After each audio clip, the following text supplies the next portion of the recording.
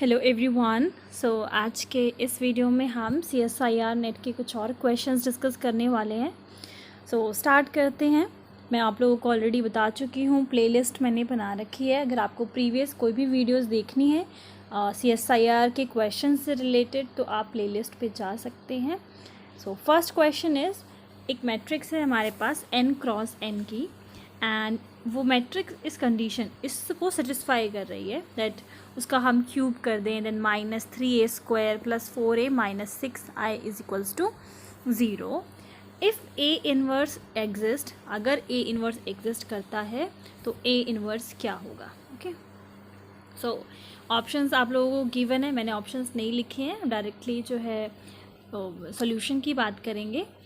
अगर हमें ये गिवन है तो ऑफ कोर्स इसका यूज़ होने वाला है। एंड इन्वर्स के बारे में वी ऑलरेडी नो कि इन्वर्स में जो डिटर्मिनेंट होता है उस पर्टिकुलर मैट्रिक्स का, वो 0 के इक्वल नहीं होना चाहिए। ये इस क्वेश्चन में रिक्वायर्ड नहीं है क्योंकि ऑलरेडी कह रहा है कि इन्वर्स एग्जिस्ट करेगा। ये हमें निकालने की ज़रूरत नहीं है, ये बस मैं आपको फॉर नॉलेज बता रही हूँ कि अगर आप लोगों के माइंड से स्किप हो गया हो तो, क्योंकि याद रहना चाहिए डिटर्मिनेंट ऑफ ए जो है वो 0 के इक्वल नहीं होता। क्यों नहीं होता? क्योंकि ए इनवर्स का क्या फॉर्मूला होता है, ऊपर एडजॉइंट ऑफ ए होता है एंड नीचे डिटर्मिनेंट ऑफ ए होता है। इस वजह से नीचे का जो डिनोमिनेटर है वो 0 के इक्वल नहीं होना चाहिए। इफ़ डिटर्मिनेंट ऑफ ए 0 के इक्वल हो जाता है तो कभी भी ए इनवर्स जो है या मैट्रिक्स का इनवर्स जो है वो एग्जिस्ट नहीं करता। खैर, अब हमें पता है कि यहाँ पर एग्जिस्ट कर रहा है और हमें निकालना है। इस कंडीशन का हम यूज़ करेंगे that a³ - 3a² + 4a - 6i is equals to 0। तो इससे अगर आपको a इनवर्स निकालना है तो हम क्या करेंगे, a इनवर्स जो है मल्टीप्लाई कर देंगे क्योंकि यहाँ पर आइडेंटिटी है। 6i a इनवर्स क्या बन जाएगा हमारे पास, 6a इनवर्स। ठीक है, और बाकी सारी चीज़ों को हम राइट हैंड साइड पे शिफ्ट करके वैल्यू को निकाल सकते हैं। ओके, तो अभी हमने क्या किया कि हमने a इनवर्स यहाँ पर किया। a³ था और यहाँ पर a इनवर्स हो गया, मतलब एक a इसमें से यूज़ करके और एक a इनवर्स यूज़ करके हमने क्या बना दिया, आइडेंटिटी।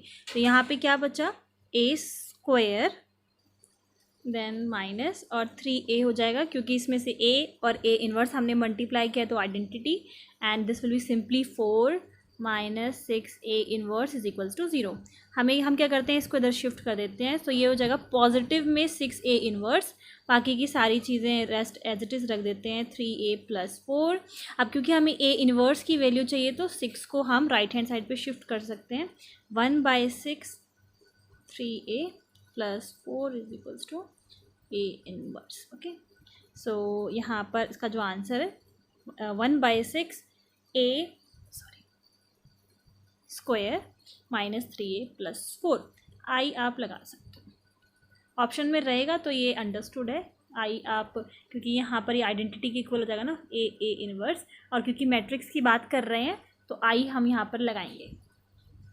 ओके, फर्स्ट क्वेश्चन हो गया है। सेकंड पे आ जाते हैं। अब यहाँ पर हमें एक सबस्पेस W है, वो गिवन है। बेसिकली हमें बताना है कि वो सबस्पेस है इस वेक्टर स्पेस का या नहीं। वेक्टर स्पेस कैसा गिवन है, रियल, और जिसकी डायमेंशन क्या है 3। और वेक्टर जो सबस्पेस है उसको इस तरीके से डिफाइन किया हुआ है, ABC जो है उसके बेसिस की एलिमेंट है, where this A is greater than is equals to 0। And second statement हमें गिवन है कि R को यहाँ पर डिफाइन किया है कि ये इसका सबस्पेस बन सकता है नहीं। यहाँ पर ABC 3 क्यों है, क्योंकि डायमेंशन जो है वेक्टर स्पेस की वो 3 ही होगी, अदरवाइज़ तो सबस्पेस हमें वैसे ही पता चल जाएगा कि नहीं है। अगर डायमेंशंस कोई मैच नहीं कर रहा तो सबस्पेस तो वैसे भी नहीं होगा। ये किस तरीके से डिफाइंड है that a² + b² + c² is less than is equals to 1, और ये सबस्पेस है इसका। तो ये दोनों स्टेटमेंट हमें पता करनी है कि ये ट्रू है या नहीं, या फिर सबस्पेस है या फिर नहीं। फर्स्ट थिंग, ये R नहीं, इसको भी हम सबस्पेस W मान लेते हैं। To avoid any confusion. So subspace का कॉन्सेप्ट हमें क्लियर होना चाहिए। लाइक हमने एक एलिमेंट ले लिया सबस्पेस से, और अगर हम उस पर कोई स्केलर जो है वो मल्टीप्लाई कर रहे हैं और अगर फिर भी वो उसी सबस्पेस में बिलोंग कर रहा है, देन वो जो है उस पर्टिकुलर वेक्टर स्पेस का सबस्पेस हो जाएगा। अब क्योंकि ए बी सी में हमें सिर्फ एक ही कंडीशन दी हुई है कि जो फर्स्ट है ए वो greater than is equals to 0 होना चाहिए। ओके, सो अगर हम यहाँ पर ले लें 1, ओके, एंड बाकी ये दोनों कोई भी एलिमेंट ले सकते हैं, उस पर कोई रेस्ट्रिक्शन नहीं है। और मैंने स्केलर जो है सपोज करो मैंने ले लिया -1 या -2, ऐसा कुछ भी ले लिया, 1 2 3, तो क्या बनेगा ये -2 देन -4 एंड 6 नेगेटिव। ओके, और सिंपली अगर हम चाहें तो मान लो सिंपली हमने -1 भी ले लिया तो भी कोई प्रॉब्लम नहीं है, तो क्या आ जाएगा -1 -2 -3। अब अगर हम इसको देखें कि ये जो है वो सबस्पेस से बिलोंग कर रहा है या नहीं, तो नहीं कर रहा। क्यों? क्योंकि जो फर्स्ट कंडीशन थी दैट -1 ये क्या है 0 से लेस है, और हमें क्या चाहिए फर्स्ट वो ग्रेटर देन 0 हो या फिर इज इक्वल्स टू 0 हो। तो फर्स्ट वन इज़ रॉन्ग।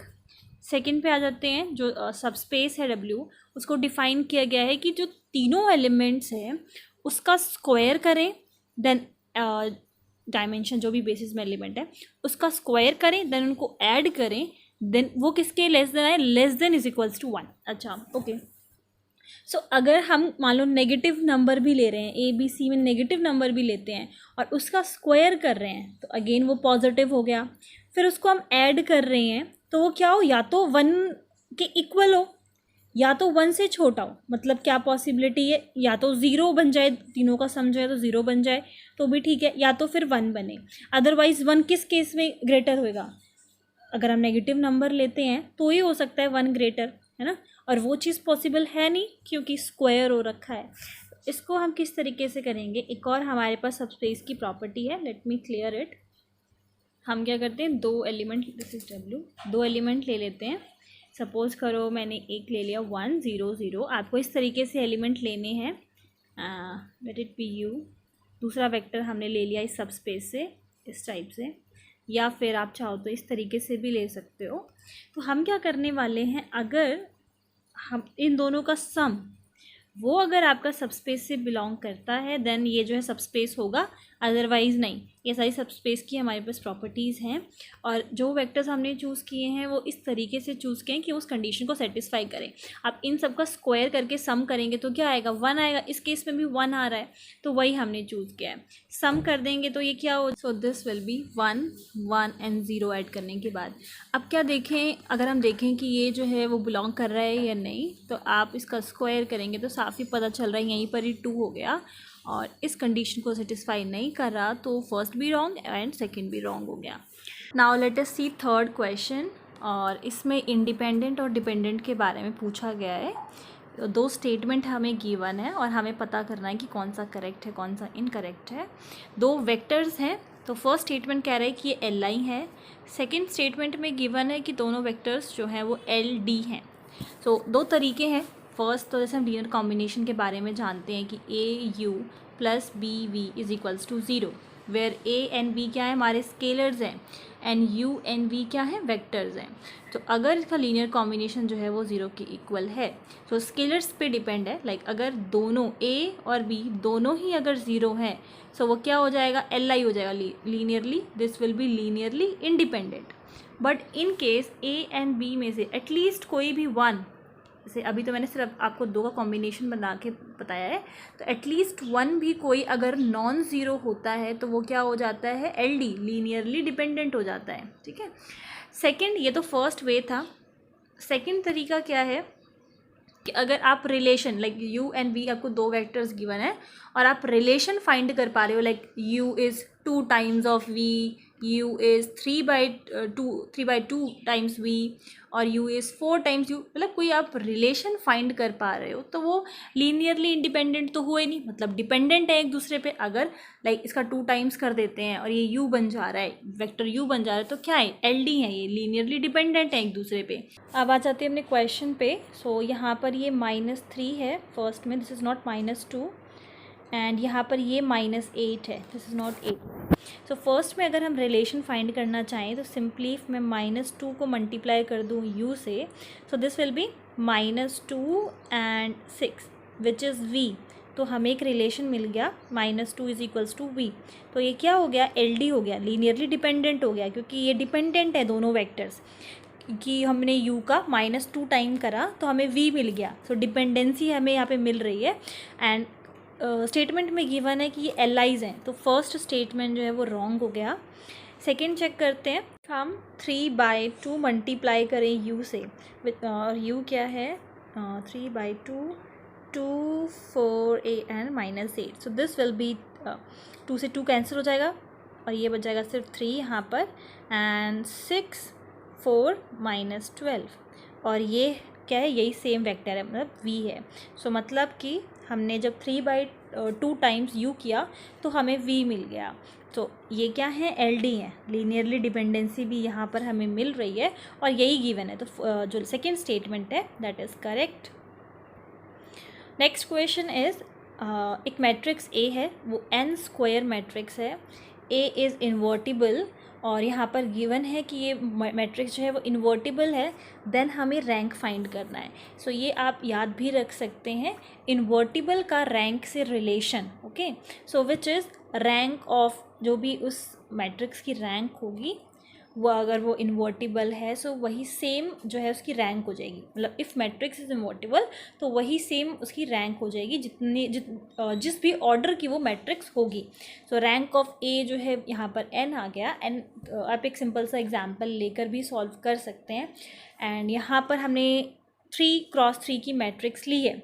अगर डिटर्मिनेंट ऑफ ए जो है वो 0 के इक्वल आ जाता है तो एज आई हैव सेड कि मैट्रिक्स जो है वो इन्वर्टिबल नहीं होगी। सो बहुत इंपॉर्टेंट है कि मैट्रिक्स जो हो उसका डिटर्मिनेंट जो है वो नॉन ज़ीरो हो। तो यहाँ पर 3x3 की मैट्रिक्स हमने ली, डिटर्मिनेंट चेक किया तो दैट इज़ 1 और वो नॉन ज़ीरो है। सो इसकी हम रैंक चेक कर रहे हैं तो वो भी क्या आ रहा है, 3 आ रहा है, मतलब जो ऑर्डर था वही रैंक है।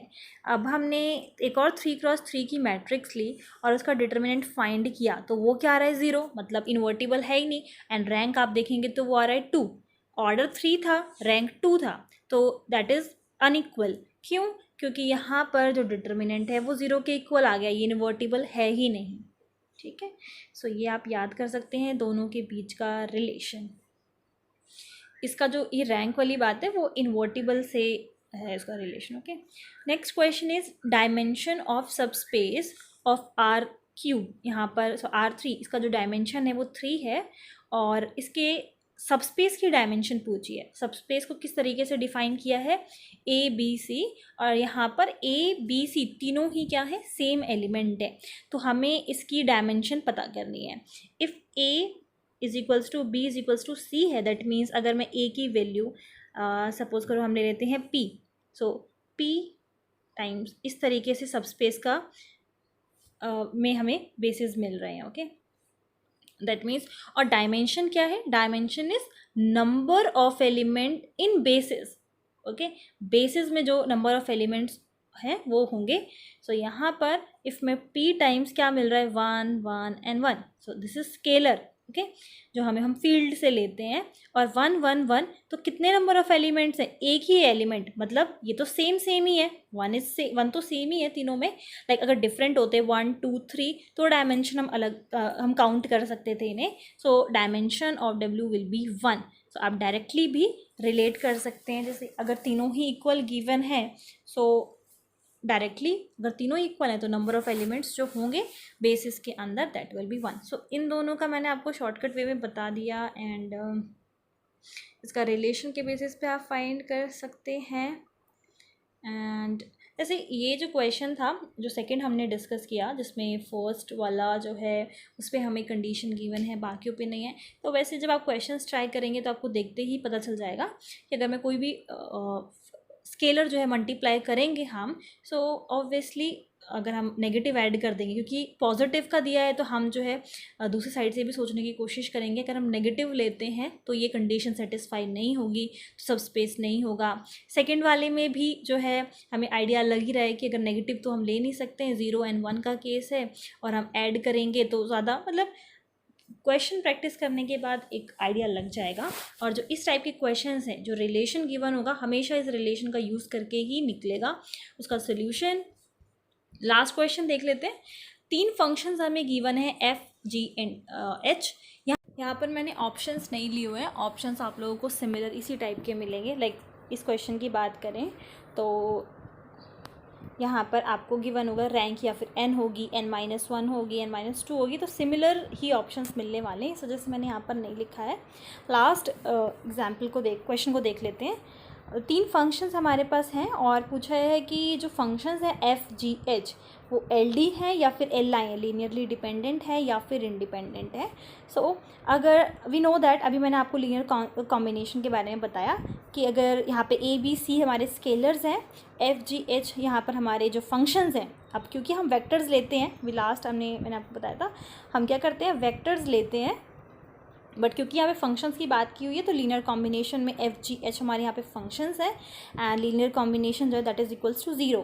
सो अब अगर यहाँ पर A, B एंड C तीनों ही 0 के इक्वल हो जाएं then it will be LI otherwise LD। तो अगर हम FGH की बात करते हैं यहाँ पर तो क्या ये 0 हो सकता है, तीनों का कॉम्बिनेशन क्या 0 हो सकता है? सो बनाने की कोशिश करते हैं। अगर मैं t की वैल्यू यहाँ पर 0 ले लूँ, सो 0 का square 0, okay. Sine 0 is equals to 0, ठीक है, ये दोनों भी 0 बन गए। अब t की वैल्यू क्या रख रहे थे हम, 0 रख रहे थे, तो e⁻0 आ गया, तो क्या ये 0 के इक्वल है? ठीक है, नहीं। तो इसी वजह से e⁻0 मतलब सिंपल 1। तो यहाँ पर अगर तीनों के कॉम्बिनेशन की बात करें, तीनों के किसी पर्टिकुलर t की वैल्यू के लिए हम बात कर रहे हैं और तीनों का सम जो है 0, तो वो पॉसिबल नहीं हो पाएगा अनटिल एंड अनलेस अगर ABC 0 होता है। तो अगर तीनों स्केलर 0 हैं देन कॉम्बिनेशन जो है वो 0 होगा। तो इसका मतलब ABC विल बी 0 और तीनों 0 हैं, so this is LI, linearly independent. Okay, so I hope सारे एग्जाम्पल्स आप लोगों को क्लियर हो गए हैं। किसी में भी डाउट है तो आप लोग मुझसे पूछ सकते हैं। एज आई हैव सेड कि वीडियो का टाइमिंग मेंशन करके पूछ सकते हैं, क्वेश्चन नंबर मेंशन करके पूछ सकते हैं। आई विल ट्राई कि मैं आप लोगों की प्रॉब्लम्स को सॉल्व कर सकूं। Thank you, bye bye.